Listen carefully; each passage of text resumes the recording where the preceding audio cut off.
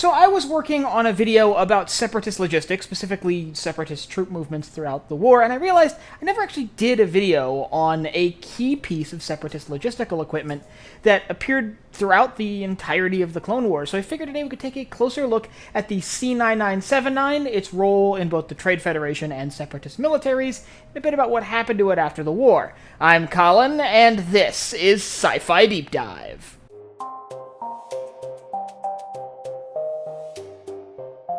Remember, if you enjoyed this video, to head down below and hit that subscribe button. So we saw them for the first time during the Trade Federation invasion of Naboo, shown in the Phantom Menace. A key part of the Trade Federation force involved in the Naboo crisis, they would play a significant role in the Trade Federation military apparatus, and continue that role into the CIS military, where they would take part in nearly every major battle throughout the course of the Clone Wars. So I figured today we could sort of dive into how this vehicle is designed and operated and deployed by the CIS, and a bit about what happened to it during the war, and maybe speculate a little bit on what happened to it after the war. But like all vehicle videos, let's start with the numbers. Like most Trade Federation vehicles before the outbreak of the war, the C-9979 was designed by Horchal Engineering Corporation, who designed the AAT and the Droid Starfighter, among many, many other vehicles for the Separatist military. Now, the first thing to note about the C-9979 is that it is deceptively massive.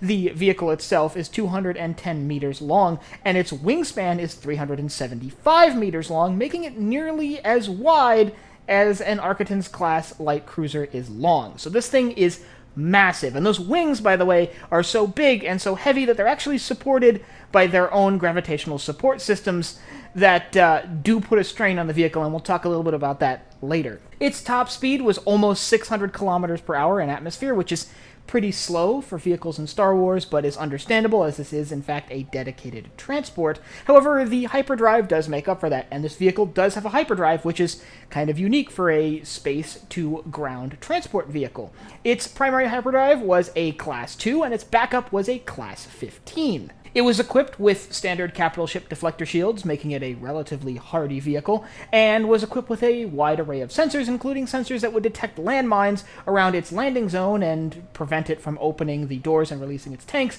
until the area had been cleared of potential threats, including anti-vehicle and anti-personnel landmines. As for armament, it's fairly lightly armed, but that makes sense since it is, in fact, a dedicated transport. That being said, it has 4 turreted double laser cannons on the top of the vehicle, and 2 heavy laser cannons mounted on swivels on the end of each of its forward wings. This whole vehicle would be managed by a crew of 88 B-1 battle droids, or 144 organics, based on the configuration and operator of the vehicle, but most of the time it was battle droids.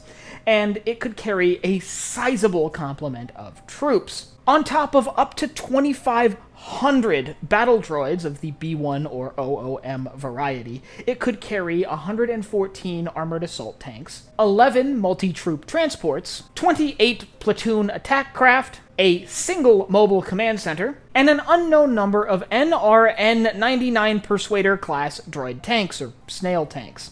Now, this could be reconfigured to be a light carrier, in which case it could carry over 100 droid starfighters. However, that was pretty rare, and in some circumstances, if it just needed to carry bulk cargo, it could carry over 5,000 tons of cargo, making it a substantial cargo vessel. Now, all of this is to say that this is a very useful transport aircraft for the CIS and for the Trade Federation, so you could see why they leaned on it heavily. The first place we see this is, as I mentioned earlier, the Battle of Naboo, where we see them transporting Trade Federation troops and equipment from the Lucrehulks in orbit to the surface of Naboo, and deploying those vehicles onto the surface of the planet. We really don't see them again until the outbreak of the Clone Wars, and while they're not present at the Battle of Geonosis, we see them as early as the Battle of Christophsis, and by this point they had all received a new paint job reflecting Separatist colors. It's likely that, like many Separatist vehicles, these were surplus Trade Federation transports that were simply repainted and reassigned to the Separatist military, likely some of the same transports we saw during the invasion of Naboo. Now, I could give you guys an exhaustive list of every battle they were in during the Clone Wars, but trust me, it would be a very long list that wouldn't serve much of a purpose beyond me saying they were in nearly every Separatist offensive throughout the entirety of the war, and some Separatist defensive operations. We see them on Christophsis and Felucia and the invasion of Dathomir. They are everywhere in the Separatist military apparatus. And there's some interesting quirks to the operation of these vehicles, especially when they're stored on board Lucrehulk-class battleships, as we see during the invasion of Naboo. When these vehicles aren't actively deploying troops to the surface of a planet or operating on their own, their wings are usually removed. As I mentioned earlier, their wings are so heavy that they need their own systems to keep the wings up. So if you're going to fully shut down the vehicle for storage, and ideally you want to be able to do that, they would usually remove the wings and store the wings alongside the vehicle, as opposed to leaving them attached and then just attach them when it's time to deploy the C-9979 towards the surface of a planet. So these showed up all over the Clone Wars, but they pretty abruptly stopped appearing at the end of the conflict, which is a bit surprising. A lot of Separatist military equipment did fall into the hands of independent parties, but as far as we know, this never happened with C-9979s. They are remarkably capable transports that would have been very useful for civilian means, like moving cargo from point A to point B, but we never see them fill this role. In fact, basically the moment the war ends, they seem to just vanish. I think it's likely that they followed the same route that many Separatist naval vessels followed, where they ended up going to large Imperial scrapyards, where they would be dismantled, and they were likely almost all sent there, if not all of them that were in service to the CIS at the end of the conflict.